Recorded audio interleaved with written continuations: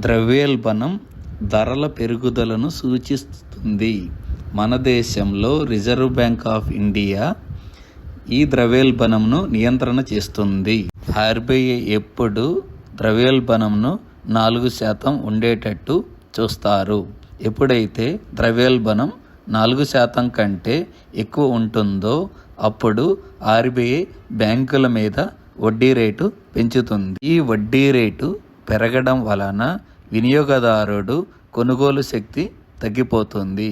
ఈ విధంగా ఆర్బీఐ ద్రవ్యోల్బణంను నియంత్రణ చేస్తారు. ఈ ద్రవ్యోల్బణంను లెక్కించడానికి కన్జ్యూమర్ ప్రైస్ ఇండెక్స్ అనే ఒక సూచికను కొలమానంగా ఉపయోగిస్తారు.